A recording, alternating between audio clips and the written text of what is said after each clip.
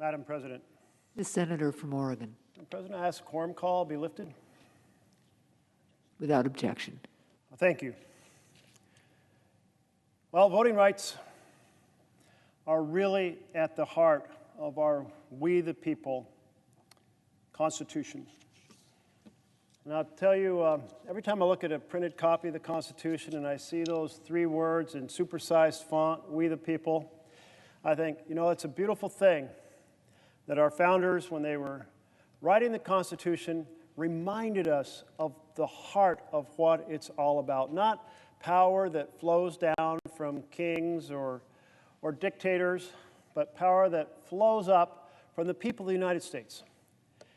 And how does that power flow? It flows through elections.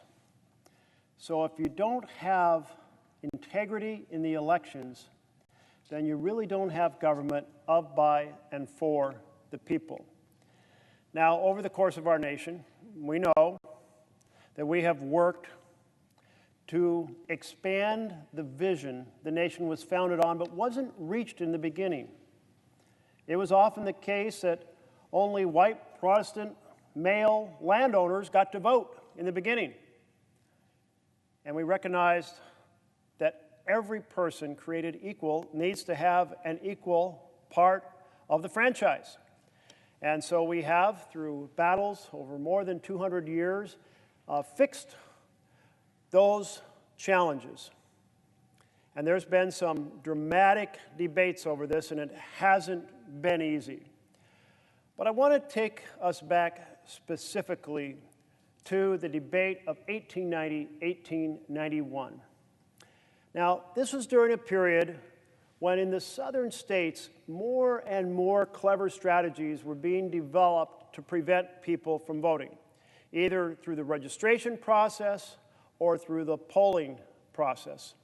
Now, the registration process, there would be things like explain what this letter in the Constitution means, or how many balls are in this jar of jelly beans, how many beans are in this jar, or other ridiculous questions in which those at the registrar's office could say, we're sorry, you can't register. And if you got registered, then you would have actually the possibility of intimidation at the polling place. There is one case where men on horseback form a circle around the ballot box, and so essentially a black American couldn't get to the ballot box. But a white American, the horses would part and let them vote. Voter intimidation. Well, those crude barriers are part of history. They're in the dustbin. Great. But unfortunately, there are many modern strategies designed to get to the same result. Strategies to make it hard to register to vote. Sometimes it's very prejudicial ID requirements or multiple ID requirements designed to fit the ID profile, the profile that members of one party are more likely to have than members of another party, to bias the outcome. Sometimes it's taking and saying we are going to be able to have a private contractor purge the voting rolls of people who haven't voted in the last few elections, knowing that it's be done specifically because the members of one party are a little worse at turning out every single election than the members of the other party. Now, these strategies on registration are one stage, and then there's the strategies on the polling places, all designed to undermine we the people. And they're mostly election day strategies. Well, what are those strategies? Well, and have a really large precinct with a single voting location in places you don't want people to vote, because so many people have to get into that precinct voting place that there'll be a long line. Or understaff it so the movement through the polling place is slow. Or put in machines that don't work really well. Or put it in a location where there's no parking, which makes it really hard for people to get to the polls. You might think that these strategies don't still exist. But I'm sorry to report to you, they absolutely do exist. A member of our caucus today, Cory Booker, was noting that across America, the average wait time for Black Americans is twice as long as the average wait time for white Americans. But in Georgia, in the last election, the average wait time was, by numbers that I have, 5 times as long. Or excuse me, 10 times long, about 5 minutes in a predominantly white precinct, 80% plus white, and about 50 minutes in a predominantly Black precinct, about 10 times as long. So along comes a couple strategies to really enable people to vote without that type of intimidation. And one is vote by mail, and one is early voting. Now, my state, Oregon, is quite proud of being the first vote by mail state. So let's talk about that for a moment. Back in the 1990s, the Republican Party said, you know, we have noticed that people who have requested absentee ballots have a higher turnout rate than those who vote on Election Day. Makes sense because they receive the ballot in the mail and they have plenty of opportunity to fill it out, mail it in, whereas on Election Day, well, life happens. You were planning to vote, but you had to go pick up your child from daycare. You were planning to vote, but your boss asked you to work late. You were planning to vote, but you went by the polling place and it had been moved from the previous 2 years, another trick, and you didn't know where it was. You went by the polling place, but you saw a long line and you knew you didn't have 3 hours to stand in that line. So the Republicans in my state said, you know what? We will have an advantage if we get all the Republicans, or as many as we can, to ask for absentee ballots. And so they did. And then the Democrats said, that's pretty smart. We'll do the same thing. So the first year I was running for the state House of Representatives, 50% of the people in the state were voting by mail, by getting on a list to ask for an absentee ballot. So everyone said, this is such a good idea. Why don't we do this for everybody and not make people request absentee ballots? And so in the next election, which was the 2020 election, essentially it was all vote by mail. And people loved it. I found out going door to door, because I always kind of had a nostalgia point in my heart for Election Day when we all go to the polls together. And I would go door to door in my first campaign in 1998, and I'd say, what do you like or what do you not like? And people generally would say, the thing that I'm really frustrated about, and it'd be some issue for transportation. It would be some problem, including just simply the potholes in the street. And I'd say, well, that's a city issue, but I'm running for the state legislature, but maybe the state can help get more money to the municipality. But what do you like? And they say, we love voting by mail because we can sit at the kitchen table and talk over the issues. We're not trying to make decisions in the heat of the moment in a voting booth. We have complicated ballot measures in my state that read through the pros and cons. And you know what? We can invite our children to the kitchen table and discuss it with them. They really love to vote by mail, and we went to that system. But it wasn't something driven by D's or R's.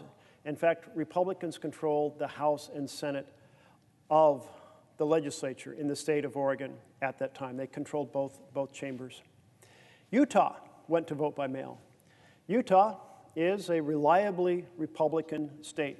Again, it wasn't to advantage one party or the other. It was to ensure the franchise is available for every single American and that there's no shenanigans on Election Day. And shouldn't that be what we're all about? Because if you really want to look at where voting is compromised, where essentially votes are stolen from our citizens, it's the shenanigans on Election Day, which means vote by mail and early elections are very important to address that. So what do we see now in some 19 states across our country? In those 19 states, there are strategies being implemented to make it harder to register and easier to purge the registration lists. There are strategies to make it harder to vote by mail, including saying there will be no permanent vote by mail list. You have to sign up every single time. There are strategies to limit and curtail early voting. Every state is a little different, but those 19 states that are passing laws, those laws are targeted at strategies specifically focused on things that they think will hurt the turnout of Democrats rather than Republicans. And it's just wrong. We need to be blind to party divisions when we're protecting the ballot box for all Americans. We need to be blind to race. Now, folks say, surely there's still not a racial component in this effort to keep people from voting. And I would like to affirm that that's the case. But these strategies often target predominantly precincts that are high minority populations, Hispanic or Black precincts. And other strategies target the young and college students. Why? Because they tend to vote a little bit to more the Democratic side of the ballot. And some of these are targeted specifically at Native American reservations. Make it so those on reservations have to drive an hour to 2 hours to drop off their ballot, and they won't vote in the same numbers as if you have a voting location on the reservation, or they can vote by mail. You know, so we've struggled. And going back to the debate of 1890, down the hall in the House of Representatives, the conversation was initiated by Henry Cabot Lodge. And Lodge put forward a voting rights bill that said, you know what, things are going wrong in America, and we need to protect the right to register, the right to vote, and the right to have those ballots fairly counted. So he basically said that jurisdictions could appeal to the district courts to get federal supervision on the three critical stages of registering citizens, of conducting the election, and of counting the ballots afterwards, those three phases. And it passed in the House of Representatives. And at that time, it was the Republican Party that backed this fundamental right for all Americans. You know how many Democrats voted for the Lodge, Henry Cabot Lodge's bill? 0. 0. Every vote for it came from the Republican Party. That was the Republican Party in 1890. In 1891, the bill's here in the Senate. Well, what happened in the Senate? Well, a group of senators said, we don't want the Senate to ever vote on this bill. So they spoke at length, refused to give unanimous consent to get to a final vote. Now, why do we call that a filibuster? So, at our founding, the whole vision that our founders laid out was that you hear everyone speak, and then you vote, and you take the path the majority favors over the minority. Now, they really emphasize this is important, and that you shouldn't have a supermajority because they wrote the Constitution while they were under the Confederation Congress. The Confederation Congress had a supermajority. And because of that supermajority, they couldn't get anything done. They couldn't raise the money to take on Shays' Rebellion. The Senate was paralyzed over policymaking.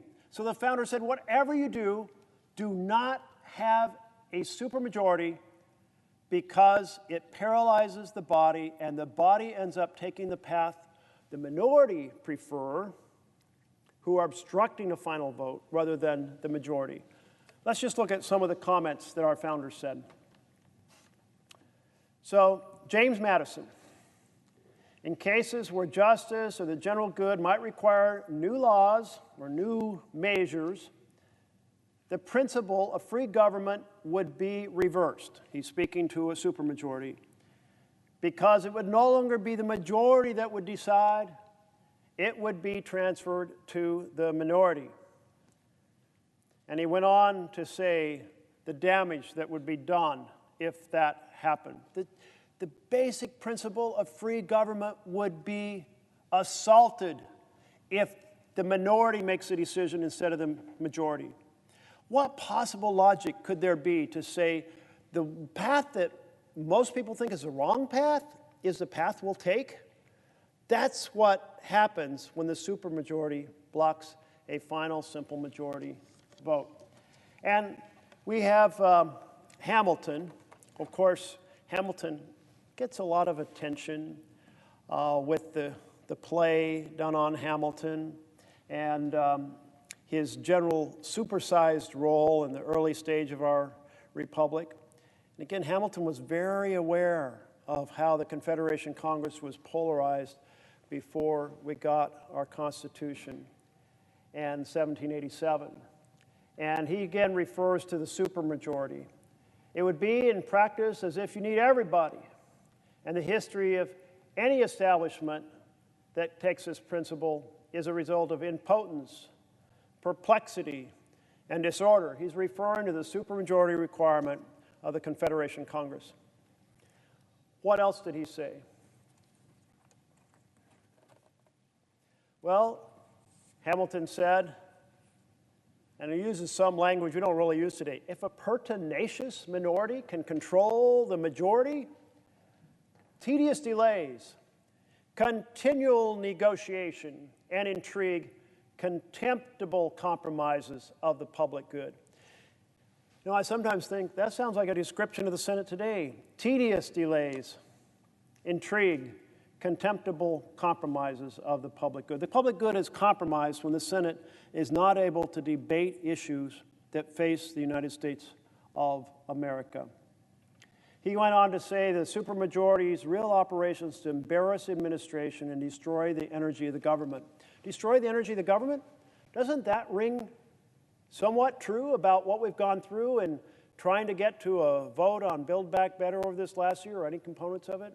Trying to get a vote to protect our fundamental right and freedom to vote. And it's gone on all year. We're a year into the administration now. So,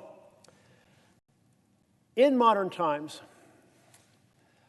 we now are facing, again, what was faced in 1890. And I didn't really tell you the outcome of that 1890 debate.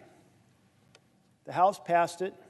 All Republicans came over here, and a number of senators said, we're not going to give consent to get to a final vote. They broke the contract, the social contract that you listen to everybody, and then, having heard all the ideas, having had a debate that maybe has stretched many, many days or maybe weeks, you vote. So, the newspapers started to call this tactic, way back in the mid-1800s, they call this tactic piracy, because the core principle was being violated by people taking over the Senate, pirates taking over the Senate. And the common term for pirates, freebooters. Freebooters, that's where the word filibuster comes from. It's a corruption of the term freebooter. The pirates are taking over. They're breaking the deal of America. They're breaking the design of the Senate. It's supposed to be that after you listen to everyone has made their points, you vote by simple majority. Now, go ahead.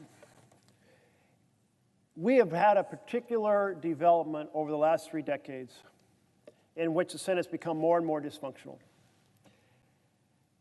I had the chance to see this evolve because I first came here as an intern in 1976.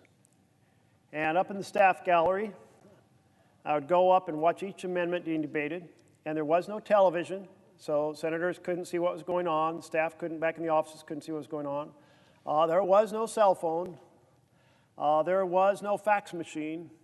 And so each senator had a staff member watching the debate. And then when the vote came, you'd rush down to those elevators that are outside that door. And when the senators came up from the subway train that comes over from the office buildings, you'd meet your senator and you would describe the debate that had happened. And if it was your particular topic area, you would describe what people back home were saying or what you had understood was the key question. And then the senator would come in and vote. And then, when the vote was tallied, there'd be 6 or 12 senators generally clustered here, and they would all say, Mr. President, because whoever got called on first got the next amendment. There was no set of amendments lined up on the Tax Reform Act of 1976, which is what I was staffing for Senator Hatfield. Well, I was very intrigued by the functioning of our government.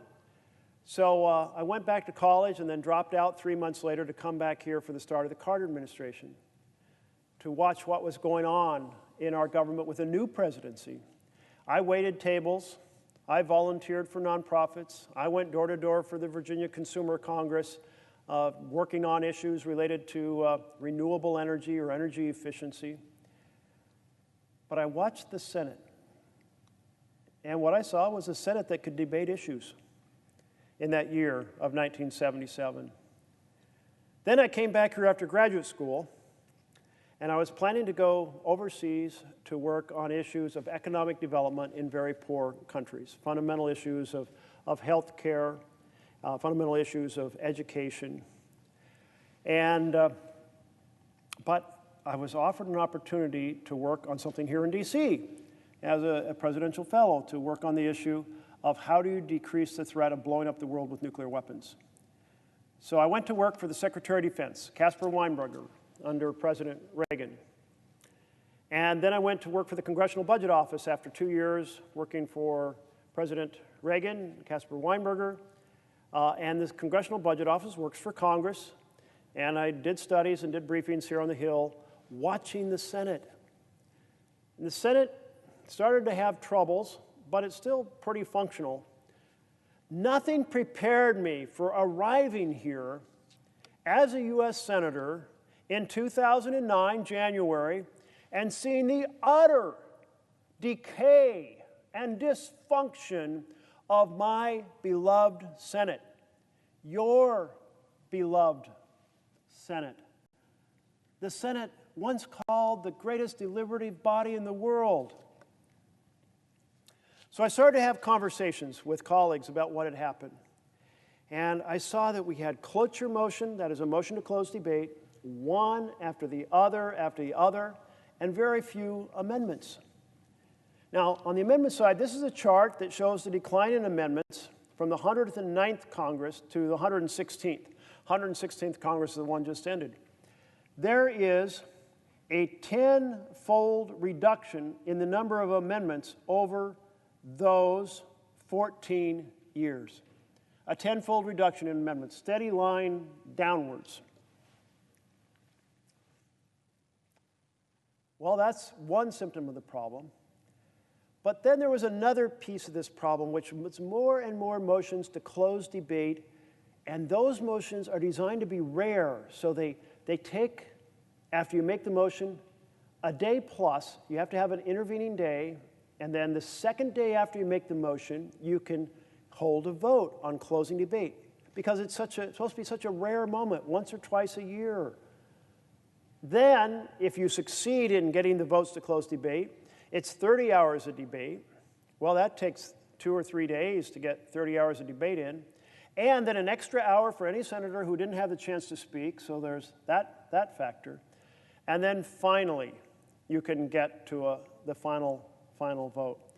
Those cloture motions eat up an entire week. So you come in, and on Monday you file a motion to close debate. On Wednesday, you vote on actually closing debate, because you have to have that intervening day of Tuesday.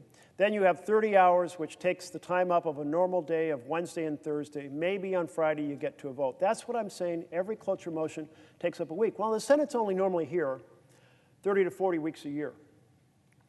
So if you have 30 or 40 cloture motions, you have essentially taken up all the Senate's time. But the Senate has an incredibly complex, extensive agenda. It needs to address so many issues in healthcare, in housing, in education, good-paying jobs, the environment. How do you take on climate? How do you take on international trade? How do you take on human rights in foreign countries like China, which are conducting genocide? So many issues around the world. Plus, it has so many nominations that have to be addressed. I am told, I haven't double-checked this yet, that there were 4 cabinet positions that required confirmation in the first Congress. 4. Then you had ambassadors, and you had judges, but you had a pretty small number of nominations and positions. Now we have well over 1,000 positions, well over 1,000. And we have a nomination process in which people are nominated to have a higher rank in the military or advancement to certain ranks in the civil service. And so you have extensive lists that need to go through as well. So let's take a look at what happened with the growth of cloture motions. This is the history going back to 1910. We actually only had cloture starting in 1917. And 1917, you see that there were very few cloture motions in a decade. 3 in a decade, 10 in a decade, 5 in a decade, 8 in a decade, 3 in a decade, less than 1 per year. Well, that intervening day kind of made sense because they were less than 1 time per year. It was supposed to be a rare moment in which you address the fact that some senators were not going to let the Senate process proceed as our founders envisioned, which was after hearing everybody to conduct a vote. Then you start to see in the 70s a big change. And I think we have a chart that shows it year by year. Do we have that? We don't. Well, this will give you some sense of it. So we have, dividing by 10, since these are for a decade, we had a growth in the 80s to more than 20 per year, a growth in the 90s to more than, well, an average of 35 to 36 a year. In the 2000s, an average of 45 per year. In the 2010 decade, an average of over 100 per year, taking up an entire week of the Senate's time. So how did this unfold? Well, let's think a little bit about the fact that that filibuster that occurred in 1891 was about blocking black Americans from having power, the power to vote. Because if you have the power to vote, you have a power to weigh in. That means you have a lot of power in our society. So there was a deep determination to keep black Americans from voting. That was the filibuster of 1891. And its failure in the Senate, remember, it passed by a majority in the House, and it had majority support in the Senate. But the filibuster was used to crush rights. Now, that process meant from 1891 through 1965, when we passed voting rights in this chamber, the filibuster was used for one thing: crushing the political rights of black Americans. Now, someone will say, well, that's not quite right. There was an episode in 1917 in which the issue wasn't civil rights or voting rights. The issue was whether to arm our commercial ships against potential attacks by the Germans. And that's partly true. In March of that year, 1917, we weren't yet in the war, World War I. And there was a group of senators who said, if we arm these ships, and they deployed depth charges against German submarines or so forth, we're going to be in the war. We will not have had a declaration of war. We will be pulled into the war by essentially this process of arming ships. So they spoke at length during the last week of Congress. And time ran out, and the bill died. And the next week, the new Congress started. This is back when the transition happened in March. And the new Congress immediately said, we can close debate with 67 votes, or 2/3 of the Senate. Actually, it was 2/3. We didn't have 100 senators here. 2/3 of the Senate showing up to vote can close debate. And so that was the first time that we had a motion to close debate since 1805. And the reason I say since 1805 is our original rules had a motion called the previous question. And the previous question, a little bit of uncertainty of exactly how it was used. It sometimes said basically you got to speed things up so we can get to the final vote. Other times it's been interpreted as no, the previous question means we vote. We vote on the question before us.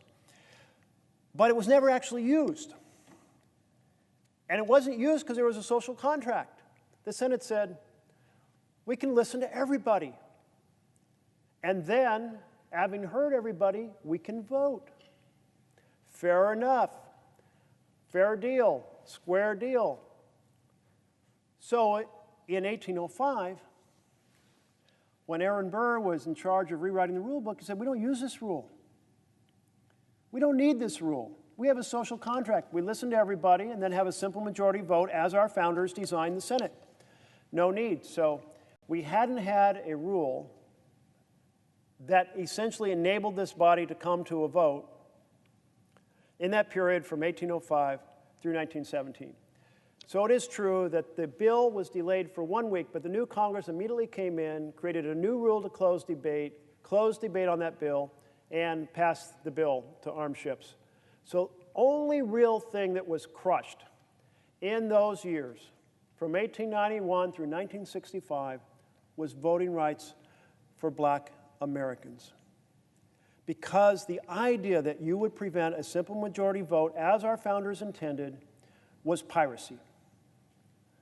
Well, in 1965, we passed voting rights, and the national consensus was, we are putting that behind us. We are putting the discrimination behind us. We are putting the manipulation on Election Day behind us.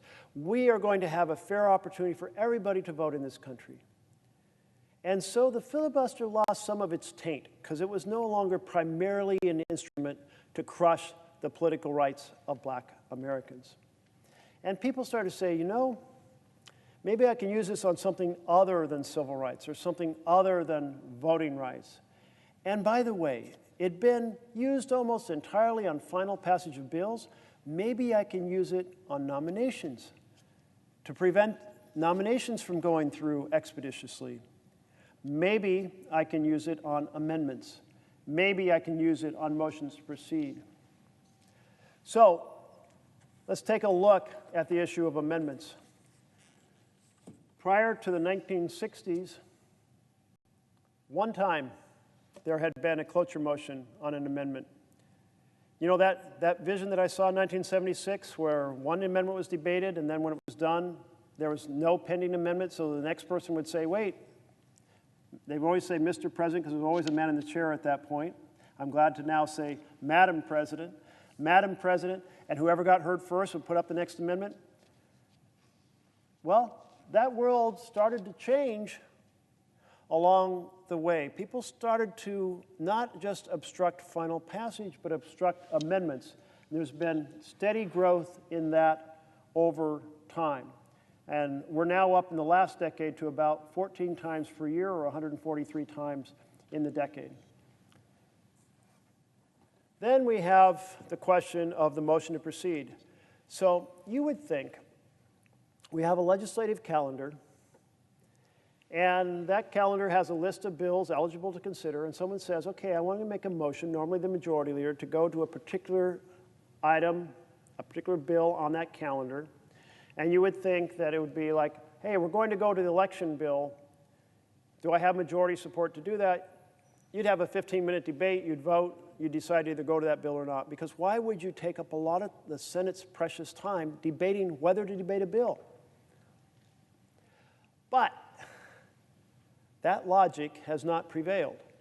So we have a continuous increase in the attack on the ability to get a bill to the floor. Well, in the 60s, about one per year. In the 70s, about one per year. 4 times per year in the 80s. More than 10 in the 90s. It escalates. Here's the thing. To get a bill to the floor, if a group is intent on forcing a cloture motion, you have to have a motion, an intervening day, 30 hours of debate, and then you have to be able to have an additional hour for any senator who wasn't able to speak in those 30 hours. In other words, it takes an entire week to decide whether to actually debate a bill. That's absolutely insane. If you want the U.S. Senate to be unable to address issues, then allow unlimited debate until there's a cloture motion on the motion to proceed. And I think most senators agree that that should go. But here's the problem. Whichever party is in the minority doesn't want to make things easier for the majority. And this really goes to a core challenge of our highly tribal parties. The Senate that I first saw, the philosophies of the two parties, if you were doing a bell curve of each party, they overlapped. They overlapped a lot. There were Republicans who voted more like Democrats and Democrats who voted more like Republicans. A lot more, therefore, bipartisan work. Now, if you do those same two bell curves on how people vote, there's a chasm. If you do the bell curve of where the Democrats are and the bell curve of where the Republicans are, there's a deep valley, a chasm in the middle. So we become more intensely tribal in ways that are absolutely reinforced by social media.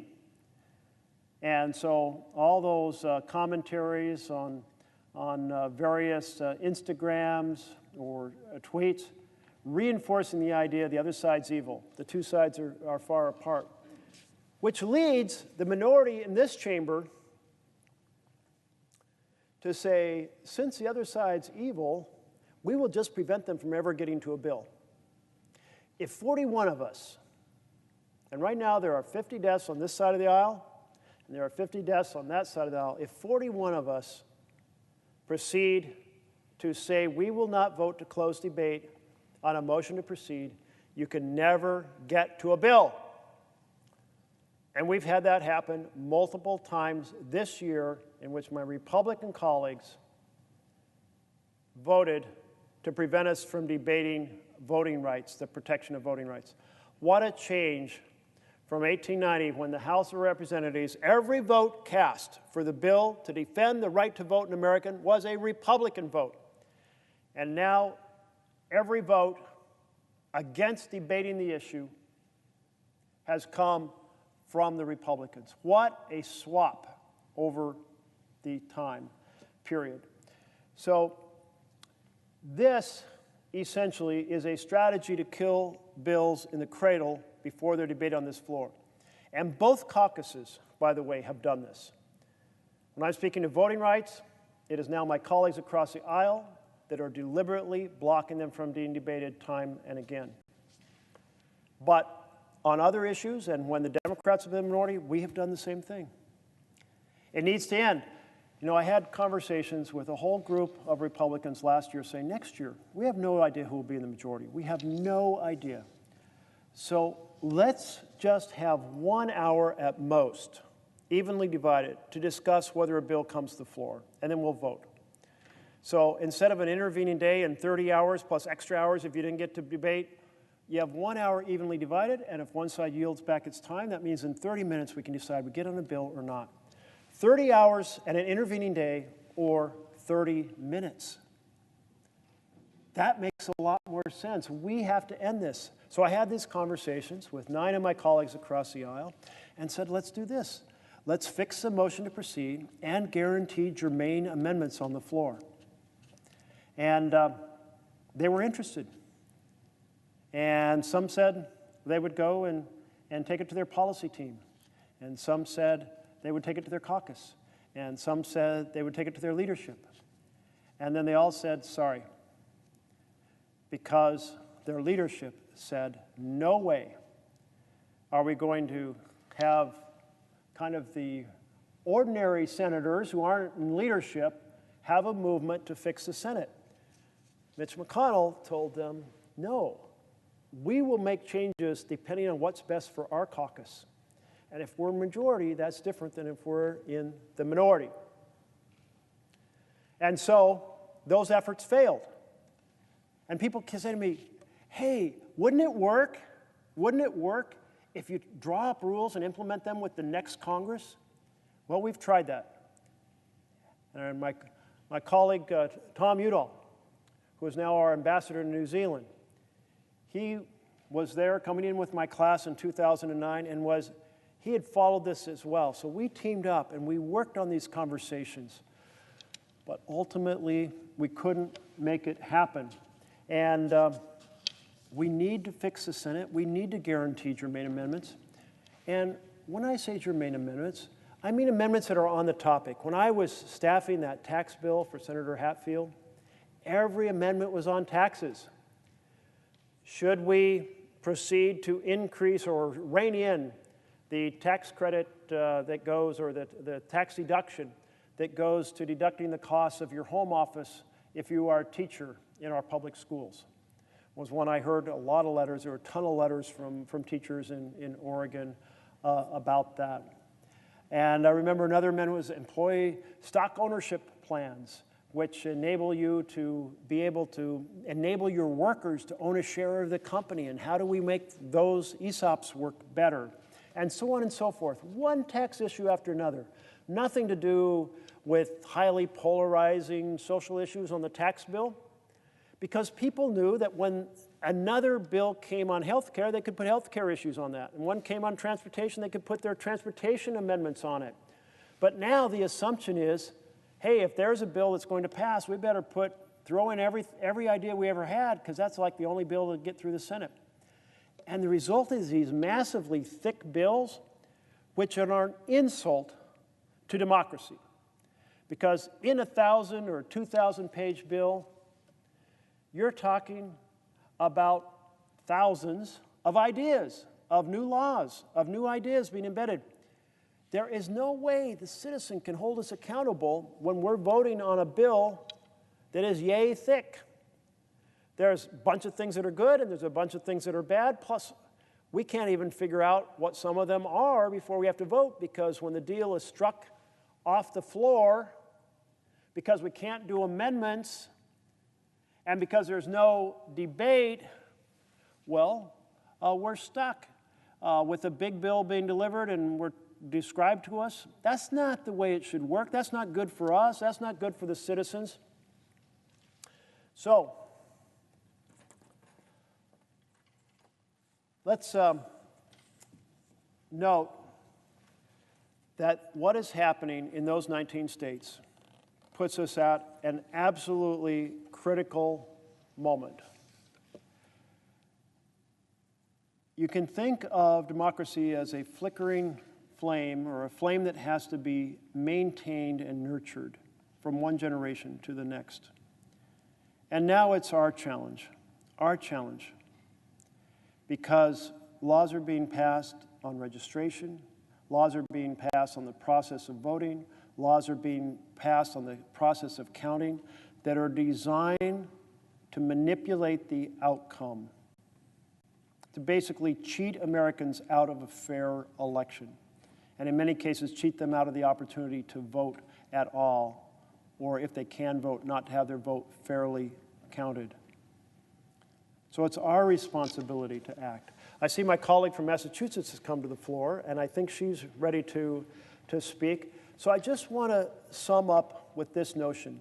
The failure of this Senate to act in 1891 led to 3 generations in which civil rights for Black Americans were suppressed in our country. If we fail to act this year, 2022, and allow the authentic integrity of elections, then we may see 3 generations in which we lose government of, by, and for the people. You see, voting rights are the critical component, because if those who are elected break the laws or go off track, you throw them out through fair elections. But if they go off track and there are no fair elections, they increase their power. You have to have fair elections to maintain government of, by, and for the people. And that is the reason we must act this week to pass the John Lewis Voting Rights Act and the Freedom to Vote Act that are before this Senate right now. Thank you, and I yield to my colleague from the great state of Massachusetts. Thank you. Madam President. The senator from Massachusetts.